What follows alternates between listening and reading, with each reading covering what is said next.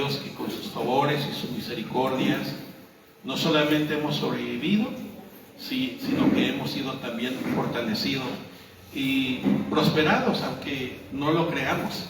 Dios nos ha prosperado en este año, bendito sea su nombre.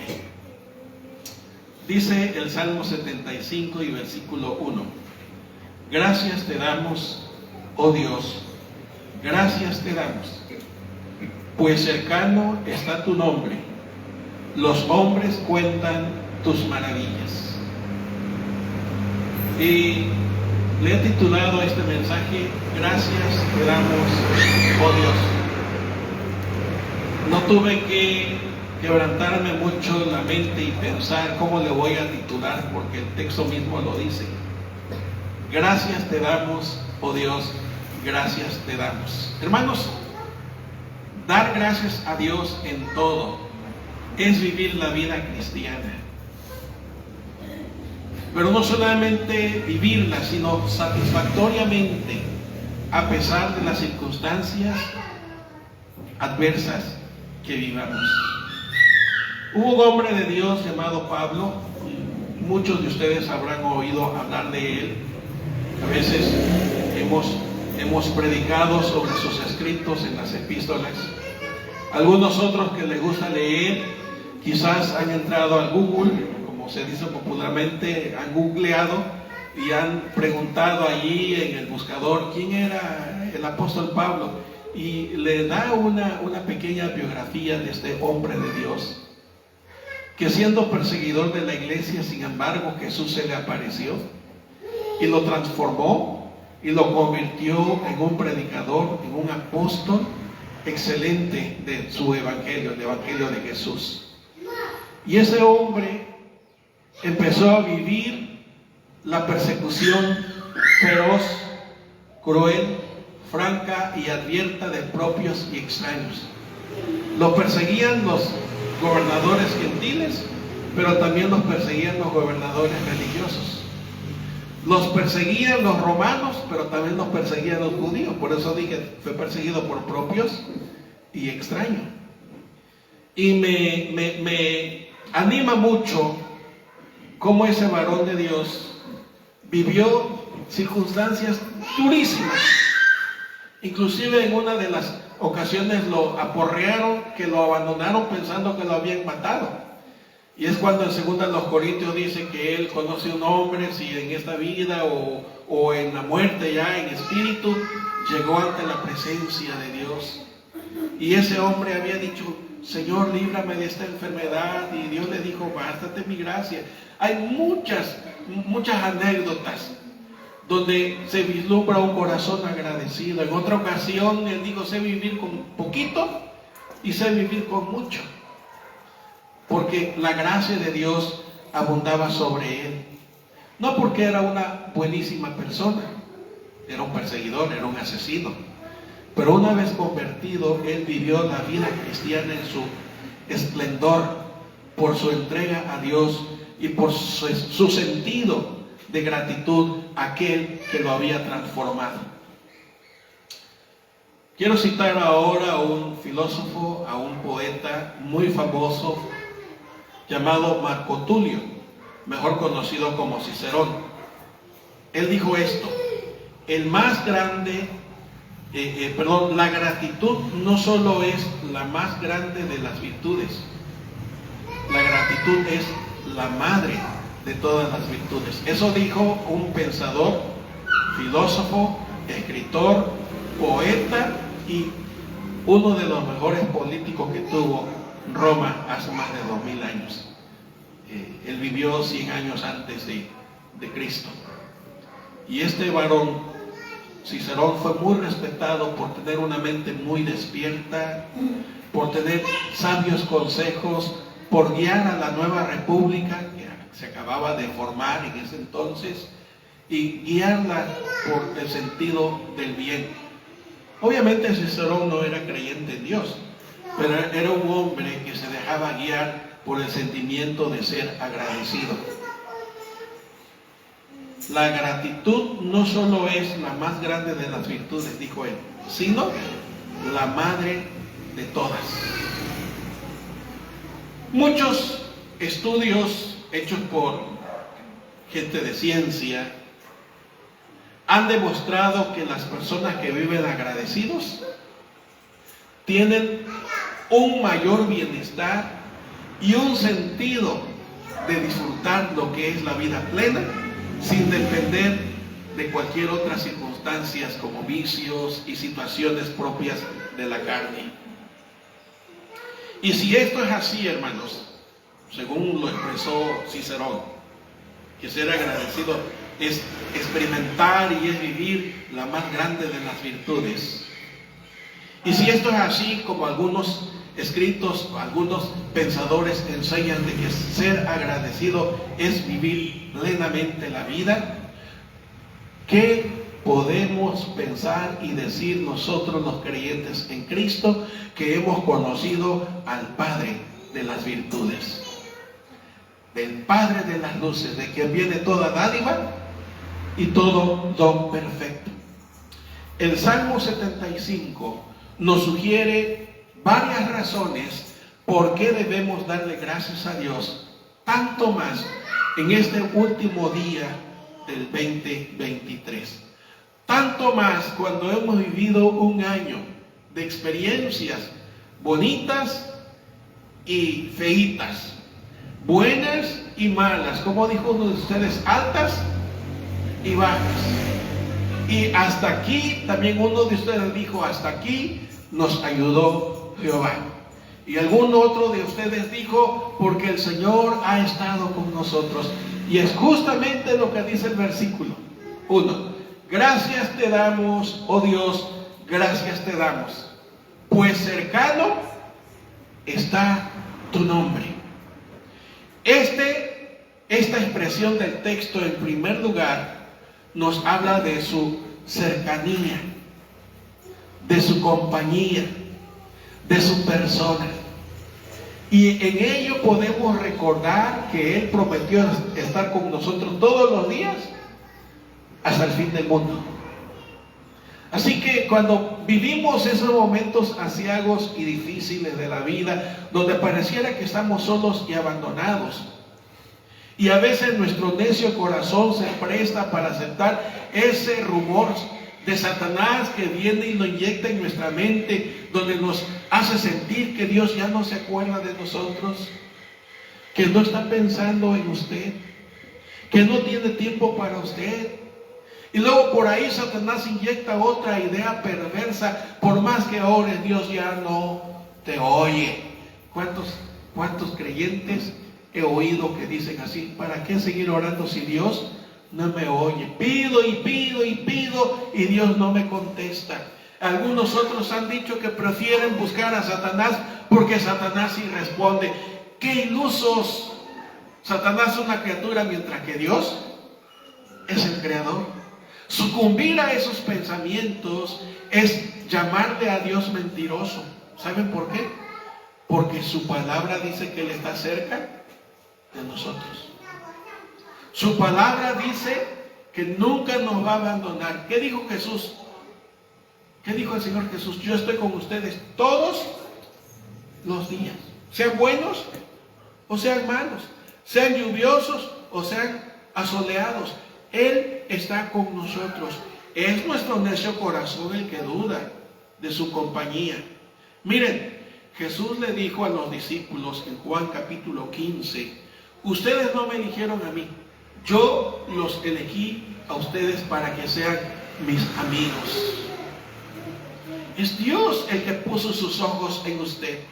Es el Señor, el gran yo soy, el Jehová de los ejércitos, el que se humilló a poner sus ojos en usted. ¿Por qué digo que se humilló? Bueno, para empezar, no es mi idea, lo dice la Biblia. Se humilló a vernos, dice el Salmo 8. ¿Quién soy yo para que te acuerdes de mí? ¿Se acuerdan? Así dice el Salmo 8. Y luego el apóstol Pablo, escribiendo en la iglesia de Filipos, a los filipenses, le dijo que Cristo, siendo igual a Dios, no se aferró al hecho de ser Dios, sino que se humilló y dejó el trono de gloria y se tomó forma de hombre, se hizo como nosotros. Y él dice, se despojó a sí mismo. Eso es lo que cantamos hace un rato cuando dice menguar, hacerse menos. Hermanos, es nuestra altanería, nuestra soberbia, nuestro orgullo, la idea de que somos suficientes y autosuficientes es la que nos hace pensar en los momentos aciagos que estamos solos y abandonados y que nadie se acuerda de nosotros. Mentira del diablo. Cercano está a nosotros, dice su palabra. Hermanos, cuando viene alguien que nos ama y que se acerca a nosotros, ¿cómo nos sentimos? Cuando en el testimonio de ustedes, Dios le puso en el corazón a alguien para que viniera y lo socorriera, ¿cómo se sintió usted en ese momento? Cuando esa persona que usted no conoce, que usted no ha tratado, pero que es capaz de ayudarles en alguna dificultad, ¿cómo se siente? Y el Padre es mucho más que un conocido. El Padre es mucho más que un amigo. El Padre es mucho más que un familiar o que un pariente. Uno de ustedes expresó que llegó su familia a visitarlo después de mucho tiempo y se sintió muy a gusto. Pues cuánto más debe de llenar nuestro corazón y nuestro espíritu al tener en consideración lo que dice la Biblia, que Él está cerca de nosotros, está al alcance, está a mano. En otras palabras, este texto nos habla de su compañía, de su presencia para cuidarnos, porque eso sería lo lógico, ¿no? Su presencia, ¿qué? Nos cuida, nos cuida.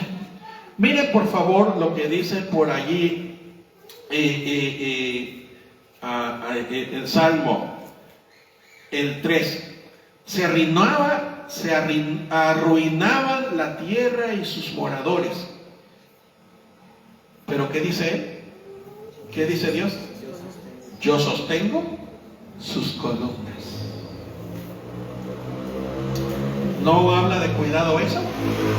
Por eso dije, el Salmo nos sugiere algunas razones por las cuales debemos de ser agradecidos. Él está cerca para afirmar nuestras columnas. Ahora, déjenme quizás alegorizar un poquito el término las columnas. ¿Cuáles son nuestras columnas, hermanos? De nuestro ser, de nuestro cuerpo, pues. ¿Cuáles son nuestras columnas? ¿Mande? Las piernas. ¿Cómo se siente usted después de 70 años haber vivido? ¿Cómo se siente de sus piernas? ¿No le tiemblan después de un rato? ¿No se siente cansado? Le dije a mi esposa, yo no sé por qué últimamente me empezaron a temblar las piernas, pues porque ha de ser por los varios años que ya tengo encima. Porque la ancianidad nos limita las fuerzas. La ancianidad, o los muchos años, por si no le gusta el término ancianidad, o los muchos años nos limitan el pensar ya con claridad también. ¿Cuántas veces usted se ha ido a la cocina a buscar una cuchara y le dice a su esposa o a su hijo, a quien esté allí, ¿a qué vine a la cocina? ¿No le ha pasado? Y se empieza a rascar la cabeza y ¿a qué vine? Y da vuelta. Le digo a mi nuera, hija, no sabes a qué vine a la cocina. Pues ¿cómo vas a ver la pobre si no le dije a qué iba? Y estoy siendo chusco, parece gracioso, pero esto es el resultado de vivir muchos años ya. Usted que se siente grande, que se siente anciano, que se siente abandonado, que se siente sin fuerzas, miren, Dios está cercano para sostener sus columnas. Y eso, como dije, alegorizando un poquitito, pero podemos tener un sinfín de significado cuando hablamos de que Dios es nuestro sustentador. Así que no solamente nos cuida, A veces algunos tenemos la idea de que Dios es como un viejito con un garrote allá en el cielo mirando a ver quién se porta mal para darle un garrotazo en la cabeza. No es cierto. Y algunos dicen, ay Diosito, no me vayas a castigar. Bueno, para empezar, Dios no es un Diosito, es Dios grande y poderoso. Y Dios no anda con un garrote, no anda con un garrote. Dios no tiene un garrote para golpear a nadie, hermanos. Lo que Dios tiene, dice la Biblia en Apocalipsis, son unos libros. ¿Y para qué sirven los libros? Porque allí se va apuntando todo lo que hacemos en nuestra vida. Inclusive, dice la Biblia que no está la palabra en nuestra boca y el Señor ya la conoce. Dios conoce nuestro corazón. A la noche les voy a traer que el corazón determina nuestra acción.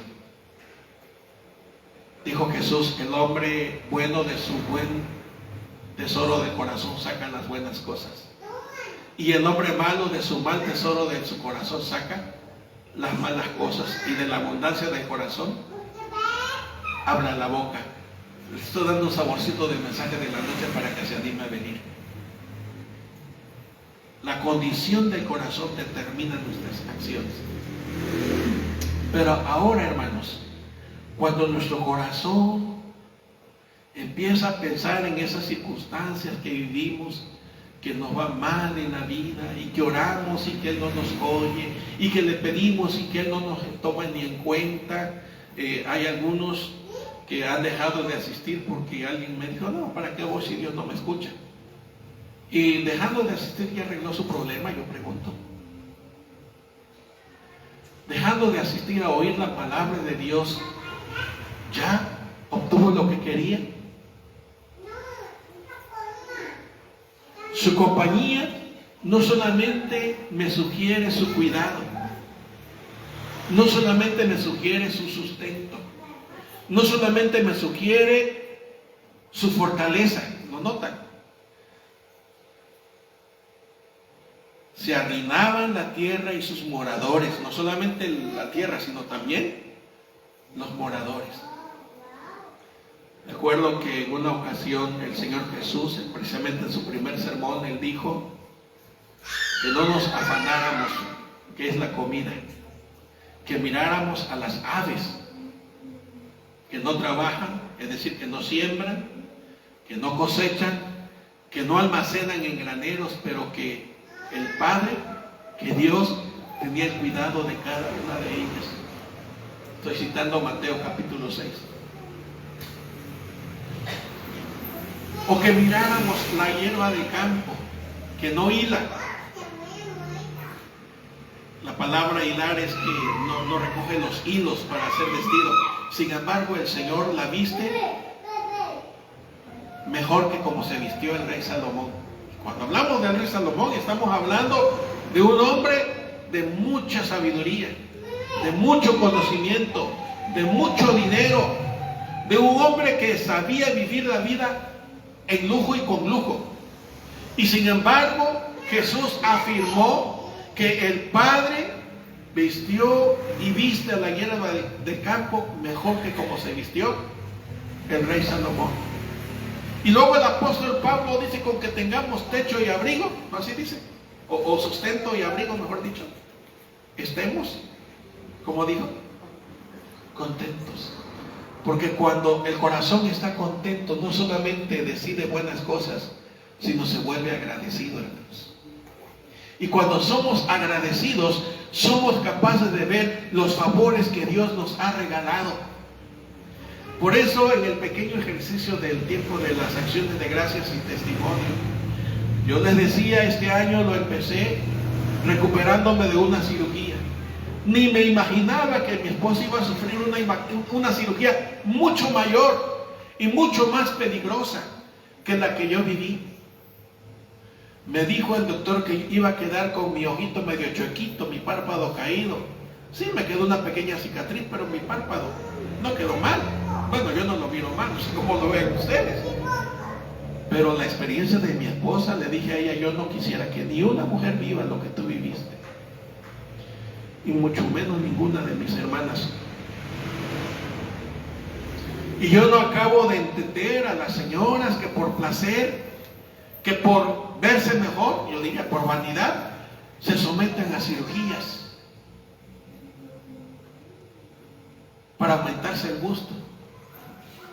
No entiendo a hombres que se someten a eso para sufrir de los dolores terribles que hay después de una cirugía. No lo entiendo.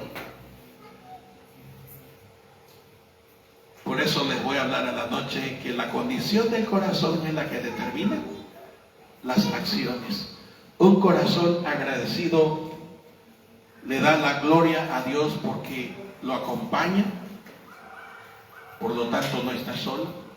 Le da la gloria a Dios porque lo cuida.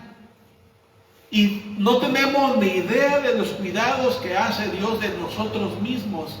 Porque cuántas veces hemos decidido mal y Dios tiene que intervenir para librarnos de nuestras propias decisiones.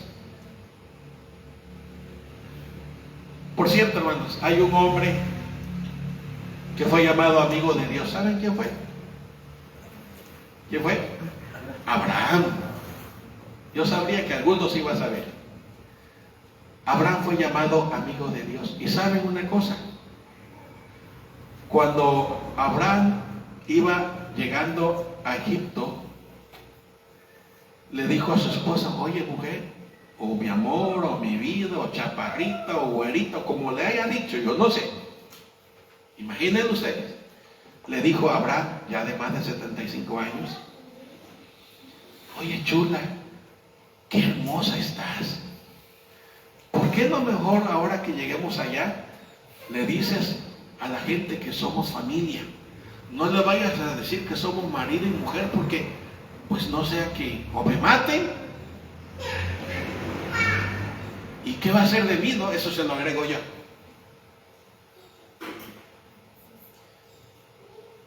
Y como buena esposa, lo voy a poner allá entre comillas, porque a veces las esposas nos apoyan aún cuando decidimos mal. Gracias a Dios por aquellas que nos ayudan a corregir, ¿no? Pero hay muchas que no ayudan a corregir de nuestras decisiones malas. Llegan a Egipto y Faraón ve que Sara es muy bonita, la señora. Y me imagino que sus generales también, muy hermosa la señora Sara. Pero de pronto Faraón puso sus ojos en ella. Y cuando el Faraón ponía los ojos en una mujer, nadie más podía rodearla, nadie más podía acercarse a ella. Porque si lo hacían, ¿saben qué pasaba? Le quitaban la cabeza, así de sencillo, lo mandaban a ejecutar. Y de pronto Faraón dio la orden de que le trajeran a Sara. Y le dio regalitos allí, y se fue. Y yo no sé cuánto tiempo estuvo así, ¿no? Para tratar de conquistarla. No da esos detalles. Pero un día, Faraón, al estarla observando, quizás esperando a que se asomara a la ventana, de pronto vio que Abraham la acariciaba, no como su hermana, no como su familia, sino como mujer. Pues yo me imagino que a Faraón le dio mucho gusto, ¿verdad? ¿Sí me entienden? Y de pronto se duerme y de pronto Dios le habla en un sueño, no te atrevas a tocar a esa mujer. Y le da a conocer al Faraón que Sara era mujer de Abraham, aquel que fue llamado amigo de Dios. Y no estoy justificando la mentira, Estoy hablando de un corazón común y corriente, de un corazón como cualquier otro, pero que le había creído a Dios. Y cuando él tomó una mala decisión, Dios tuvo que intervenir para librarlo de su mala decisión. Y la intervención de Dios, amigo de Abraham, no solamente fue para librarlo de su mala decisión, y no porque Dios premia las malas decisiones, pero puso en el corazón del faraón despedirlo, pero no como vinieron. Vinieron o llegaron a Egipto buscando refugio de la hambruna que había en la tierra donde vivían, y son despedidos de Egipto. Abraham no es decapitado. Abraham no es, déjenme decirlo, no fue odiado por su acción, porque Dios intervino. Abraham no fue ejecutado porque Dios intervino. Y no solamente intervino cambiando el corazón del faraón para perdonarle la vida, sino para llenarle de riquezas. No sé si ustedes han leído la escritura que Abraham salió con ganado de Egipto. Y no es que Dios premie las malas decisiones, Dios no premia el pecado. Yo lo que estoy diciendo aquí es que cuando Dios es nuestro amigo, cuando Dios es nuestro compañero, cuando Dios está allí para sustentarnos, cuando Dios está allí para fortalecernos, cuando Dios está allí para acompañarnos y librarnos de nuestras propias malas decisiones, mis hermanos, ¿cómo no darle la honra y la gloria? Díganme. ¿Cómo no serle agradecidos? No porque nos libró, porque seamos buenas personas, sino porque Él está cerca de nosotros. ¿Me explico? Porque Él está allí para socorrernos. Porque Él está allí para librarnos. Porque Él está allí para ponernos en gracia delante de los demás. Miren, dice el versículo 2. Al tiempo que señalaré, ¿qué dice Dios? ¿Yo qué? Soy en el Salmo 75, y 2 para los que habían cerrado sus Biblias. Salmo 75, 2. Al tiempo que señalaré, yo juzgaré rectamente. Dijeron en uno de los testimonios que el Señor Jesús viene pronto, yo digo amén. Si Pablo, el apóstol, hace 2000 años decía que ya estaba por llegar. Si Juan en el año 90, cuando escribió el Apocalipsis, dijo que ven Señor Jesús, ven pronto. El Espíritu y la iglesia dicen ven, sí Señor Jesús, ven pronto. Así termina el libro del Apocalipsis. ¿Qué podemos pensar usted y yo al final del año 2023? Cuando en el mundo hay guerra, cuando en el mundo hay aflicción, cuando en el mundo hay odio, cuando la iglesia de Jesucristo va viviendo su tiempo de apostasía, donde las malas doctrinas y las malas prácticas se han metido dentro de la iglesia. Ya no la iglesia está en el mundo está en la iglesia. Donde los placeres, donde las delicias de la carne, donde los deseos de los ojos gobiernan el corazón de muchísimos cristianos. Claro que hay honrosas excepciones, no digo que todo el mundo.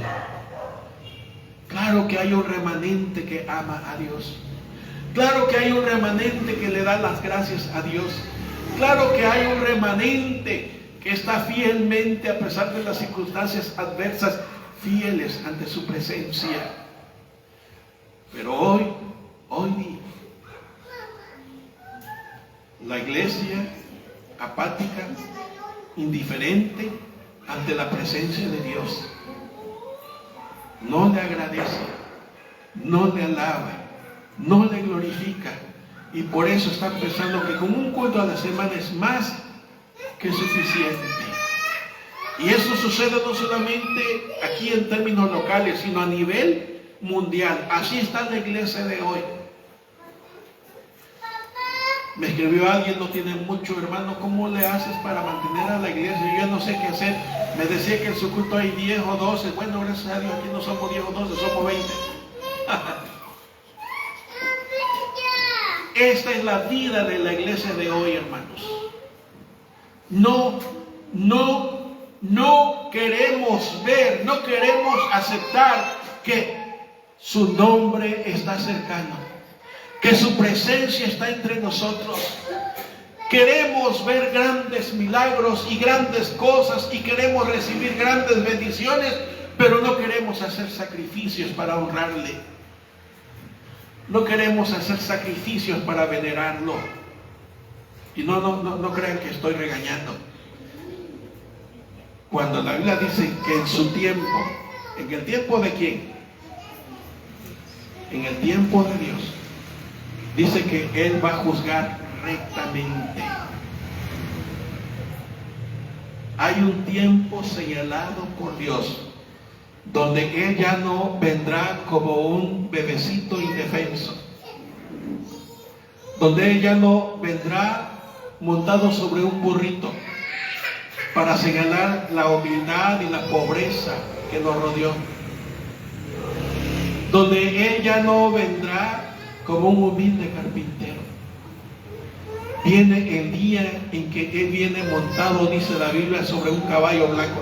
Ojo, no es que Jesús va a venir montado sobre un caballo, está hablando de su dignidad de rey, está hablando de su dignidad como Señor de señores y Rey de reyes. A eso se refiere que viene montado sobre un caballo blanco.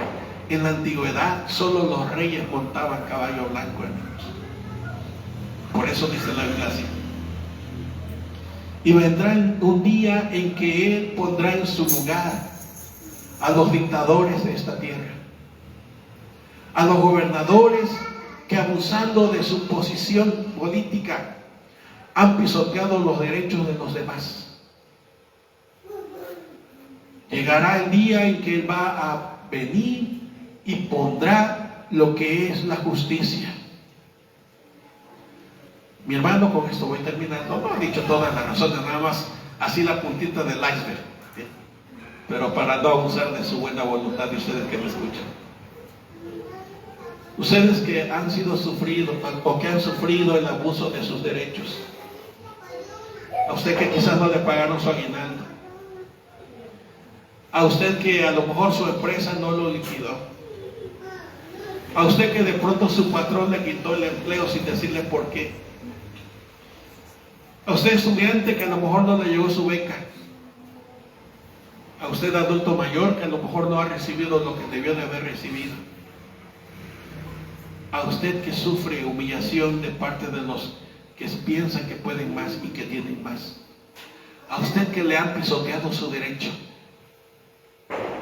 Jesús dijo: bienaventurados los que tienen hambre y sed de justicia, porque ellos serán saciados. Y aquí dice la Biblia que en el tiempo de Dios, ni antes ni después, en el tiempo de Dios, Él va a venir a juzgar, como dice, rectamente. A usted que en lugar de subir de puesto lo pusieron más abajo. A usted que se siente humillado y pisoteado y ninguneado, llegará en el tiempo de Dios su momento de usted, donde el Padre de las luces le hará justicia, donde el Padre de las luces le va a restituir lo que le han quitado, porque el Salmo dice que Él viene como juez para juzgar rectamente. El Salmo dice que Él está cercano para bendecirnos, para guiarnos, para defendernos, para fortalecernos, pero también para hacernos justicia. El Salmo que leímos en 103 dice que Él es el que defiende el derecho de aquellos que han sido abusados. Él es nuestro defensor. No estamos solos, hermanos. Si han mal hablado de usted, si lo han señalado, si lo han criticado, recuerden que Dios está allí para defenderlo, que Dios está allí para sustentarle, que Dios está allí para levantarle, que Dios está allí para darnos tiempos mejores, y que Dios está con su iglesia para darnos un mejor 2024. A su nombre la gloria, a su nombre la gloria, y a Él gracias. Gracias, Señor. Gracias por bendecirnos. Gracias por estar con nosotros. Tu Espíritu Santo nos haga sentir tu compañía. En el nombre de Jesús. Amén y amén. Dios les bendiga. Feliz año nuevo. Muchas felicidades.